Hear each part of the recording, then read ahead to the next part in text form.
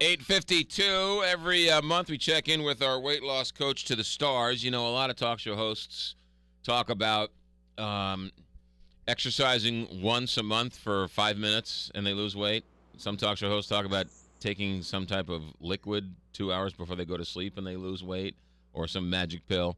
I don't do that. I actually do this really weird thing where I exercise and I try and eat right. And that's why we have Charles D'Angelo here, who is with us, who is a weight loss guru here in town. Charles D'Angelo joins us via Skype. Good morning, Charles. Hey, good morning, guys. How you guys doing? We're doing great. Caught you in the middle of a workout? Absolutely. Wearing the inappropriate That's enough. alternative radio station T-shirt. Now, yesterday, I literally dragged myself to the gym, and it was painful, and I didn't want to do it, and my 40 minutes walking on the treadmill was terrible, but afterwards, I felt like $1,000,000. Getting to the gym and just being in the, just getting there has got to be the hardest part of your whole program. Well, they say that getting there is 80% of the job. Once you're there, of course, it's easy to do what you're supposed to. And I always tell my clients that come to see me that you have the choice of two pains in life. You can either choose the pain of discipline, which weighs just ounces. It's that moment where you say, I'm going to forego short-term satisfaction of the taste of this, or what's the most easy thing right now, and really invest in long-term fulfillment. That's pain number one, which is very minimal. And what's the other? Oh, he cut out. He's frozen. He's frozen. What happened to you? Just when he was giving that. Just when he was really going to hit it. Okay, good. All right, Charles, you're back. I'm sorry, you cut out there for a second. And what's the other pain? The other pain is called the pain of regret. That's saying, I'm going to get around to this next week.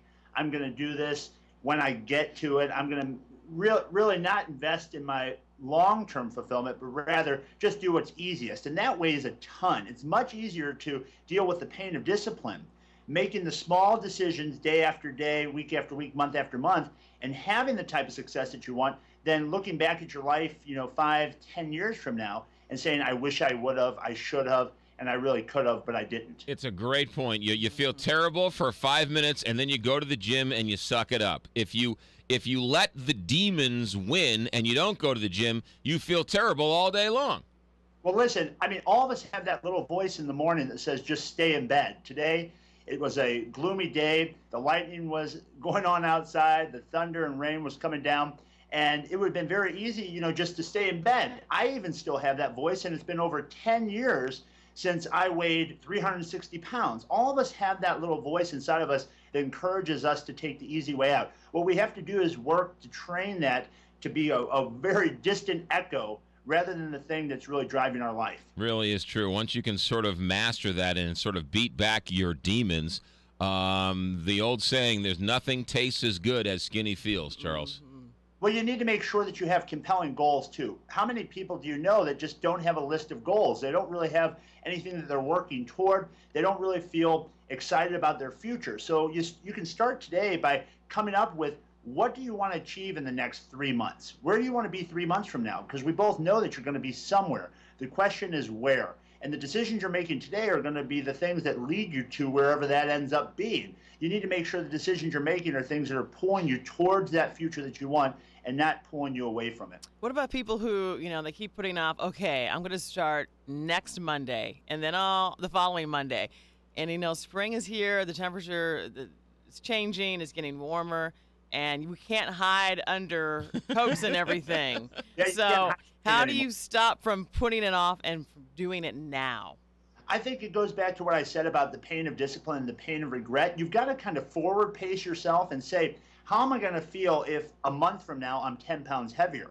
How are my clothes going to fit? How is my energy going to be? Most importantly, how is my health going to be impacted? So, Kelly, if you bring the pain of the future that you know is coming, if you know that you're on a path that leads to a bridge that has been out for a long time and you're going to go over and free fall, you want to turn around on that road before you get there. So bring that pain, bring that future to the present. Don't wait until the urgency necessitates change. Bring that urgency to the now by just asking yourself, really, where are the decisions I'm making taking me? Are they taking me close?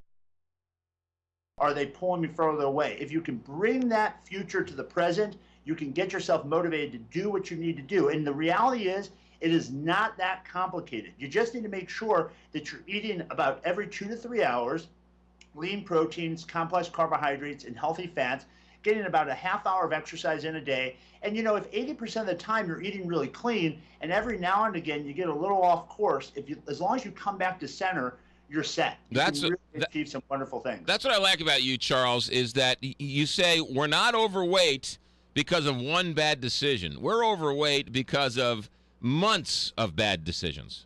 Yes, and you have to realize that, I always go back to the old saying, if you eat until you're sick, you have to diet until you're well. So many people are repulsed by the idea that they're going to actually have to discipline themselves and restrain those primal urges to just be spontaneous. The real error that most people fall into is being spontaneous with their food habits rather than strategic. If you can become strategic rather than spontaneous in your eating habits and making sure that you're making exercise as basic as hygiene, is just what you do every day, you don't really give yourself the luxury of making it a choice. It becomes a necessity, like taking a shower or putting gas in your car. You'll be unstoppable. But you really have to categorize healthy eating and regular exercise as basic as hygiene. And once you get into that mindset, again, you can be like the number of people I've helped now, thousands of people, to lose hundreds of pounds collectively, if you'll just get yourself in that right mindset. Charles, I got 30 seconds. How do people get a hold of you? You can go to my website, charlesdangelo.com, or you can call my office at 314-495-3228.